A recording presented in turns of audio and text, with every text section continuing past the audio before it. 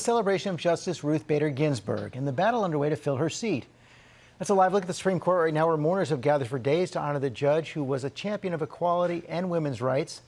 As the president closes in on his pick to replace her, 5 women are on his shortlist. The announcement comes Saturday, and our chief national affairs correspondent Tom Yamas is at Trump Tower in Manhattan with a look at the leading contender. Good morning, Tom.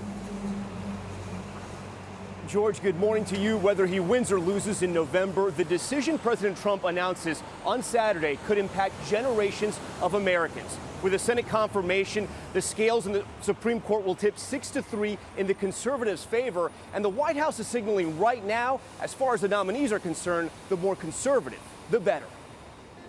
This morning, as President Trump gets closer to selecting his Supreme Court nominee, the person I'll be putting up is highly qualified, totally brilliant, top-of-the-line academic student, the highest credentials. The 2 top contenders now in the spotlight. Sources say it's down to federal judges Amy Coney Barrett and Barbara Lagoa, and that Barrett is the apparent frontrunner. A devout Catholic who clerked for the conservative Justice Antonin Scalia. Barrett is supported by religious conservatives and anti-abortion activists. Her faith and how it could affect her interpretation of the law among the issues raised during her 2017 Senate confirmation hearing for the 7th Circuit Court of Appeals. The dogma lives loudly within you, and that's of concern. It's never appropriate for a judge to impose that judge's personal convictions, whether they derive from faith or anywhere else, on the law. The 48-year-old New Orleans native, who's a law professor at Notre Dame and mother of 7, explaining her stance in a speech to Hillsdale College last year. But that's not a challenge just for religious people. I mean, that's a challenge for everyone. And so I think it's a dangerous road to go down to say that only religious people would not be able to separate out moral convictions from their duty. Pro-choice groups have raised concerns over how Barrett would vote on abortion issues. Planned Parenthood condemned the judge's nomination to the federal bench. Since she was appointed, she hasn't issued a ruling on abortion and hasn't questioned Roe v. Wade's overall precedent.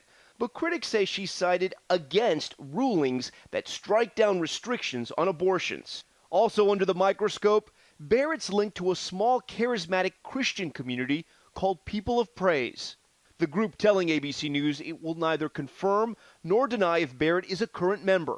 But she was listed as a former Board of Trustees member at the organization's Trinity School from 2015 to 2017 and has been named and photographed in since-deleted online versions of the organization's magazine. According to its website, many of its members choose to make a lifetime commitment to the community, a covenant. Members are assigned a personal advisor. Men were called heads and women were called handmaids. But those titles since changed to leaders. Amid speculation, the group may have inspired the novel and Emmy Award-winning drama The Handmaid's Tale. Is this what freedom looks like? But author Margaret Atwood saying that's not accurate, telling ABC News there were several inspirations. But because her notes are locked in a closed library due to COVID, quote, I hesitate to say anything specific for the major influences on the book. I certainly did not confine myself to one sect or group, so I don't think this is a thread that can be legitimately used in this way. People of Praise insisting they did not inspire Atwood's story and that the organization does not take positions on political matters, legislation, or constitutional interpretation. As for federal Judge Barbara Lagoa, who we mentioned at the top of the story, she's a Cuban-American from South Florida. But in a sign that things may not break her way, the president said she is on the list, but he has no plans to meet with her. George, as you mentioned, the president did say there are 5 women on his list, and they are, quote, outstanding. George?